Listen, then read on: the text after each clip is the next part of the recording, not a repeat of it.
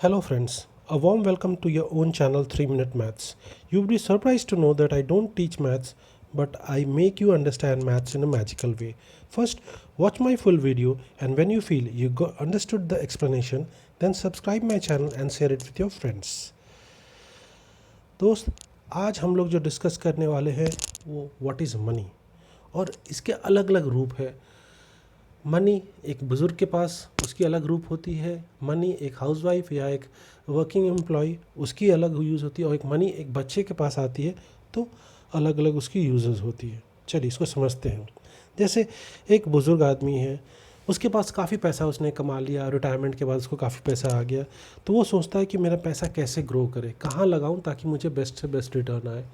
तो अक्सर तीन चीज़ दिमाग में आती है कि भैया मैं प्रॉपर्टी में लगा देता हूँ, वहाँ प्रॉपर्टी में अच्छे रिटर्न आ जाएंगे, 5 साल 10 साल बाद मुझे अच्छा पैसा आ जाएगा। या बैंक के एफडी में मैं रख देता हूँ कि बैंक के एफडी रखूँगा, अच्छा रेट ऑफ इंटरेस्ट मिलेगा और मेरा पैसा दिन पर दिन बढ़ेगा। या कोई कंपनी की शेयर वगैरह ख़रीद लेता हूँ और शेयर बढ़ेगा। बट ख़रीद तो लेंगे, कितना परसेंट ग्रो होगा, कैसे इसकी कैलकुलेशन होती है, ये आज मैं आपको सारा वो कैलकुलेशन बताऊंगा कि कैसे आप अपने पैसे के बारे में जान सकते हैं कि आज से 10 साल बाद आपका पैसा कितना हो जाएगा। आज हम उसी के बारे में पूरी की पूरी बताने वाला हूँ। एक हाउसवाइफ है, वो जब जाती है एक ग्रोसरी की दुकान में तो मोल भाव करती है, दाम पूछती है, और फिर ग्रोसरी वाला ने कहता है कि मैं इस पर 5% डिस्काउंट दूंगा। तो वो डिस्काउंट कैसे कैलकुलेट करे।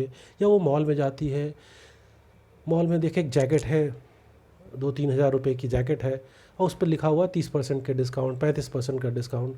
तो इंस्टेंट डिस्काउंट कैसे कैलकुलेट करो, ये सारा ट्रिक हम आज आपको बताने वाले हैं। फिर एक हाउसवाइफ है जो रेडी वाला है, रेडी वाला आते हैं, वो सब्जी चिल्लाता है, वो कहता है कि भैया 32 रुपये किलो है, तो 250 ग्राम की कितनी होगी। तो हम सोच में पड़ जाते हैं कि 250 कैसे होगी, और कैलकुलेशन हमें करने में काफ़ी दिक्कत होती है। आज ये छोटी छोटी कैलकुलेशन कैसे होती है, कितनी आसान होती है, वो मैं छोटे से एक एग्जाम्पल के तौर पर मैं आपको आगे बताने वाला हूँ। और आई बच्चों को अक्सर ये दिक्कत होती है कि मेरे मार्क्स कितने आए, मेरे परसेंटेज ऑफ मार्क्स कितने हैं, मुझे पास करने के लिए कितने परसेंटेज मार्क्स चाहिए। तो वो उस तरह की परसेंटेज कैलकुलेशन कैसे होती है, इसलिए मैंने आज 3 छोटे छोटे सेक्टर्स को एक साथ मिला के और इसको पूरा करने की कोशिश किया है। तो चलिए चलते हैं आगे।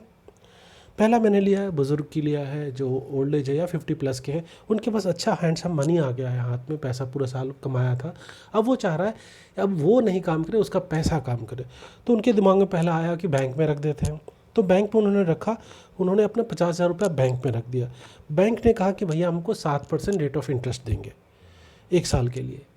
तो इस 1 साल में पैसा कितना उनका बढ़ गया, 1 साल बाद उनको कितना मिलेगा, ये कैलकुलेशन बहुत आसान है जो मैं आपको दिखाने जा रहा हूँ।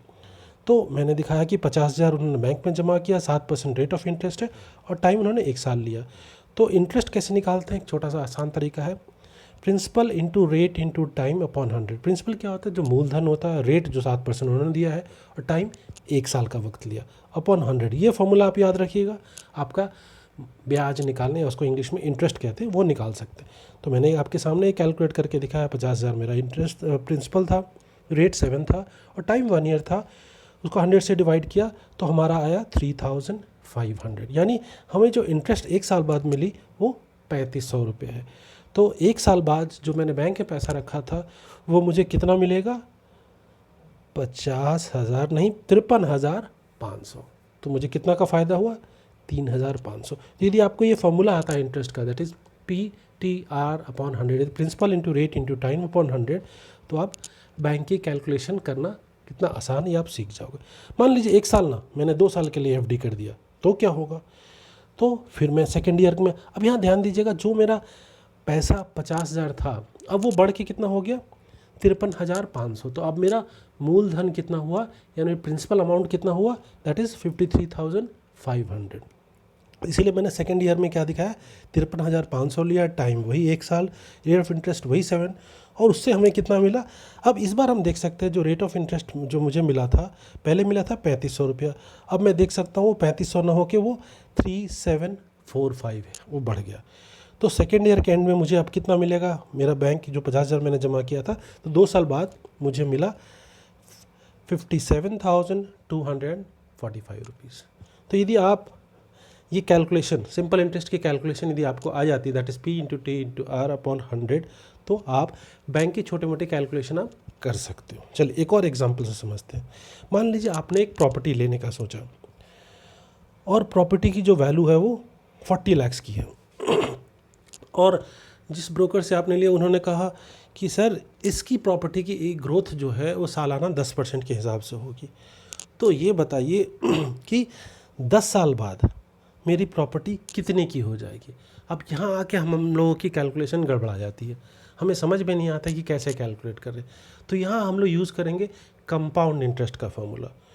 तो ये कंपाउंड इंटरेस्ट का फॉर्मूला लगा के हम सीधी 10 साल के वैल्यू को निकाल लेंगे। तो इसमें हमने एक कंपाउंड इंटरेस्ट का फॉर्मूला लगाया है, तो उसका फॉर्मूला है that is P bracket open 1 plus R upon 100 to the power n। अब यहाँ P हो गया जो प्रिंसिपल अमाउंट जो 40 लाख रुपए था, आर रेट ऑफ इंटरेस्ट जो 10% आपको दिख रहा है, और n है नंबर ऑफ़ ईयर्स यानी कितने साल के लिए है। तो यहाँ देख सकते हैं 10 साल मैंने लिया है, तो उसको ऊपर में मैंने 10 लिख दिया है। तो उसको पूरा कैलकुलेट किया तो हमारा अमाउंट आ रहा है 1,36 लाख रुपीज़। तो एक अप्रॉक्सीमेटली वैल्यू आपको आइडिया हो जाती है कि यदि मैं प्रॉपर्टी में इन्वेस्ट कर रहा हूँ, सालाना इतना रेट ऑफ इंटरेस्ट है, तो इतनी कैलकुलेशन, इतनी अप्रॉक्स वैल्यू मेरी बन जाएगी। तो ये छोटी छोटी कैलकुलेशन है, तो आप यदि आप जान जाएंगे, सीख जाएंगे, तो हर इंसान के लिए बेनिफिट है। अब चलिए एक और मैं सिनेरियो देखता हूँ कि उनके पास ज़्यादा पैसा नहीं है, उनके पास थोड़ा है, 10,000 रुपये है, और वो सोच रहा है 10,000 वो कहाँ इन्वेस्ट करूँ। सोच रहा है बैंक पे रखूँ, सोच रहा है शेयर में लगाऊँ। तो चलिए एक शेयर में उन्होंने सोचा कि 10,000 मैं शेयर में ही लगा देता हूँ। और शेयर कहता है, जो उनकी स्टडी करने के बाद समझ में आया, ये शेयर कहता है कि 2% का मंथली ग्रोथ होगा। तो यदि 2% का मंथली ग्रोथ होगा तो एक साल में 12 महीने होते हैं, तो 2 इंटू 12 24% का ग्रोथ होगा। तो एक साल में हम उसका निकालने का टेक्निक क्या है, कुछ नहीं, 24% है तो परसेंट के लिए 100 लगाते हैं, तो 24 अपॉन 100 इंटू द अमाउंट जो था हमारा 10,000। तो देख सकते हैं उसको कितना प्रॉफिट हुआ, 240 यानी 2400 रुपया उसको प्रॉफिट हुआ। यानी 10,000 वो लगाता है कोई शेयर में, और इस शेयर की ग्रोथ 2% पर मंथ है, तो एक साल बाद उसको कितना मिलेगा, 12,400 यानी 2,400 का प्रॉफिट होगा। तो ये तो हो गई, एक बुज़ुर्ग आदमी है, एक ओल्ड एज है या 50 साल के ऊपर वाले। अब लेके चलते हैं कि यदि हाउसवाइफ है, उसकी सिनेरियो को समझते हैं और उनको क्या दिक्कत होती है, अब इसको समझना। मान लो एक हाउसवाइफ गई और नीचे एक रेडी वाला आ गया, सब्जी वाला आ गया, और सब्जी वाला चिल्ला रहा है सब्जी सब्जी सब्जी। तो वो नीचे गई तो वो बताया कि सब्जी टमाटर कैसे है, तो उसने कहा 32 रुपये किलो। तो दिमाग में आया कि भैया चलो 300 ग्राम दे दीजिए, या 250 ग्राम दे दीजिए, या 750 ग्राम दे दीजिए। हम तो कह तो देते हैं, बट वो इंस्टेंट कैलकुलेशन हमारे दिमाग में आती नहीं है, ये कैलकुलेशन होता कैसे। और वीडियो वाला तुरंत कैलकुलेट करके बताया था कि भाभी इतना है या भैया इतना है, बट हम और आप कैलकुलेट करने में काफ़ी वक्त लगाते हैं। इसका कैलकुलेशन इतना आसान है, यदि आप जान जाइएगा तो फिर आप भी तुरंत कैलकुलेट करके देख सकते हैं और आपको पता चल जाएगा कहीं वो चीट कर रहा है या नहीं। तो सिंपल, मैंने एक छोटा एग्जांपल लिया है, 32 रुपये किलो का टमाटर है और उसको 100 ग्राम को निकालना है। मान लीजिए आप सिर्फ 100 ग्राम लेते हैं, तो 100 ग्राम के लिए कुछ नहीं करिएगा, 10 से डिवाइड करिए, 10 से भाग कर दीजिएगा, तो आपको देख सकते 3 रुपया 20 पैसा आ गया। मान लीजिए आपको 300 ग्राम लेना है, तो किससे डिवाइड करेंगे, सिंपल 30 से डिवाइड कर दीजिए। तो 30 से डिवाइड करने से इतना आ रहा है 3 रुपीज़। एक 100 ग्राम का मैंने दिखाया है कि 100 ग्राम का 3 रुपये 20 पैसा है, तो 30 ग्राम इंटू 3 कर दिया तो 9 रुपये 60 पैसा आ गया। यानी 32 रुपये किलो है तो 300 ग्राम का कितना हो गया, 9 रुपया 60 पैसा। यदि 250 ग्राम लेना है तो कितना होगा, तो सिंपली 250 है तो पहले हम उसको 4 टुकड़ा में बांट देंगे, क्योंकि 1000 का 4 टुकड़ा होता है 250, तो इसीलिए हम उसको 4 से डिवाइड किए। तो 32 को 4 से डिवाइड कर रहे हैं तो हमें 8 मिल गया। उसी तरह मुझे 750 ग्राम लेना है, तो 750 कैसे कैलकुलेट करेंगे, हमें पता चल गया था 250 का कितना है 8 रुपया, तो 750 को कितना 250 में 3 बार करेंगे तो 750 होता है, इसीलिए मैंने 8 को 3 से मल्टीप्लाई किया तो 24 रुपये आ गया। तो इस तरह से आप सब्जी वाले से जब भी आप सब्जी लेते हैं तो पहला काम आपको करना है कि जो भी वो प्राइस कहता है, फॉर एग्जांपल मैंने 32 रुपीज़ दिखाया है, उसी तरह आप लेके चलिए, आपको कहता है वो 17 रुपया 18 रुपया कहता है, तो 18 रुपया कहता है, सीधा उसका 100 ग्राम निकालिए, तो 100 ग्राम कितना हो गया, 1 रुपया 80 पैसा। और 300 ग्राम है तो 3 से मल्टीप्लाई कर दिए, 500 ग्राम तो 5 से मल्टीप्लाई कर दिए, 200 ग्राम तो 2 से मल्टीप्लाई कर दिए। सो सिंपल था ना ये आसान। तो ये आपको सब्जी वाला आपको चीट ना करे, इसलिए मैंने छोटा सा ट्रिक आपको सिखा दिया है। चलिए मान लीजिए भाभी जी जाती हैं मॉल में, और मॉल में देखती हैं एक जैकेट का, आपके लिए जैकेट लेने जा रहे हो, जैकेट का दाम है 2250 रुपया, और उसमें लिखा हुआ है 20% डिस्काउंट। अब मुझे पता करना है इंस्टेंटली कि भैया 20% डिस्काउंट के बाद मेरी क्या प्राइस बनेगी। तो हम क्या करते हैं, सीधा उन्हीं से पूछ देते हैं भैया कितना प्राइस बनेगा। तो वो कुछ अमाउंट बताता, हो सकता है सही भी बताए, हो सकता है गलत भी बताए, और हम अंदाज से ले लेते हैं। या हम क्या करते हैं, अपने फ़ोन में निकाल के और परसेंट निकालते हैं, क्योंकि हमारे फ़ोन में भी दिया हुआ है। बट दिमाग से ये चीज़ कैसे करें आज आपको सिखाता हूँ मैं। बहुत आसान है, कुछ नहीं करना है। डिस्काउंट जितना भी लिखा हो, जैसे मान लीजिए 20% लिखा हो, उसको डिवाइड कर दीजिए 100 से। यदि 40% लिखा हो उसको भी 100 से कर दीजिए। और जो भी अमाउंट है, जैसे जैकेट का हम दिखा सकते हैं 2250, उससे मल्टीप्लाई कर दीजिए।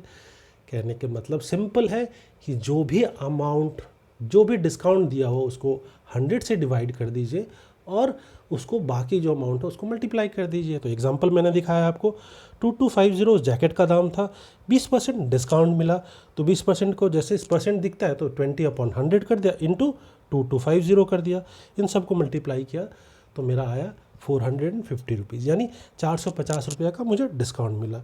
तो मुझे ओरिजिनली मुझे देना कितना पड़ेगा, तो मैंने 2250 में से 450 घटा दिया है, तो मुझे देना 1800 रुपया। तो था ना आसान। तो इस तरह के मॉल में जाएंगे तो ये सारा कैलकुलेशन हम इंस्टेंट कर सकते हैं, यानी जब भी कोई डिस्काउंट दिखे तो उसको 100 से डिवाइड कीजिए और जो भी प्राइस है उसे मल्टीप्लाई कर दीजिए। चलिए एक और एग्जांपल मैंने लिया, एक टावल लेता है, टावल की कॉस्ट 350 रुपीज़ है, उस पर लिखा हुआ 30% का डिस्काउंट। टावल है 350 की और उस पर 30%। चलिए आप बताइए फटाफट। बिल्कुल सही, आपके जो दिमाग में आया बिल्कुल सही आया। जैसे मैंने कहा था 30/100 इंटू 350, तो हमने निकाला वही चीज़ 10% 35 रुपीज़, तो फिर उसको कैलकुलेट करके दिया, दैट इज़ कम्स टू 105, 105 रुपये आ गया। यानी हमें डिस्काउंट कितना मिल रहा है, 350 रुपये पर मुझे 105 रुपये का डिस्काउंट मिला। तो डिस्काउंट मिल गया तो फिर सब्ट्रैक्ट करके हम बाकी जो पैसा देना है वो हमें निकाल लेंगे। तो हमने क्या समझा, यदि मॉल जाते हैं डिस्काउंट दिखता है तो discount upon 100 into the price जो भी है। क्लियर है। चलिए एक और सिनेरियो देखते हैं।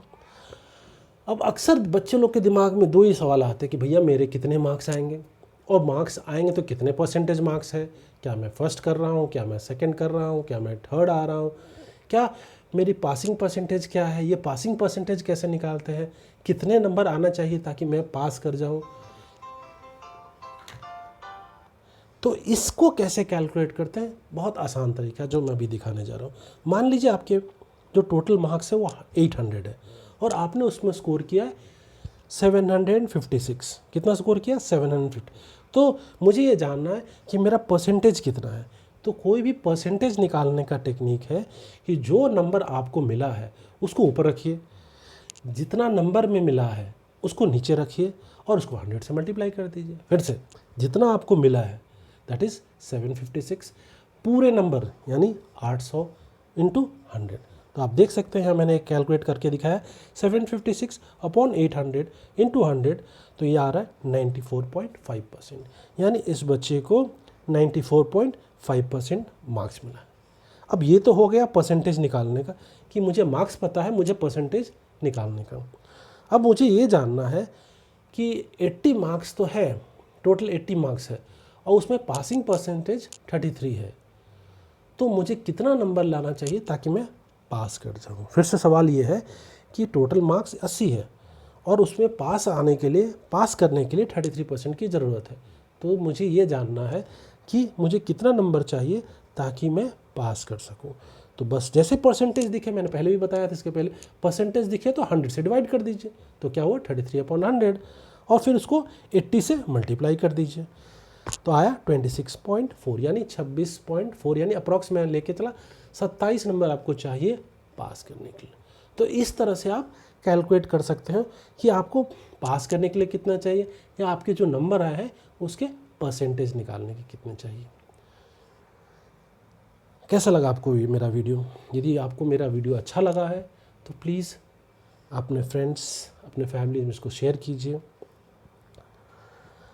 यदि आप मेरे चैनल को सब्सक्राइब करते हैं तो मैं सारे शॉर्टकट ट्रिक्स बताता हूँ मैथ्स के, जैसे shortcut tricks of addition, multiplication, division, square, square root, cube, cube root और इस तरह के जितने भी आपके स्क्रीन में दिख रहे हैं मेरे, यदि आप 3 मिनट्स मैथ्स चैनल में जाते हैं तो वहाँ आप देख सकते हैं कि मैंने इसकी shortcut tricks of multiplication, division, square, square root, cube, cube root, HCF, fraction का मैंने ऑलरेडी बना के अपलोड कर दिया है।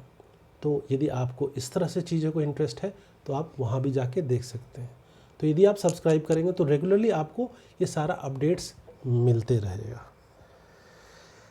Thank you for watching my video, a great big thank you और बहुत बहुत धन्यवाद। फिर मिलते हैं अगले वीडियो में।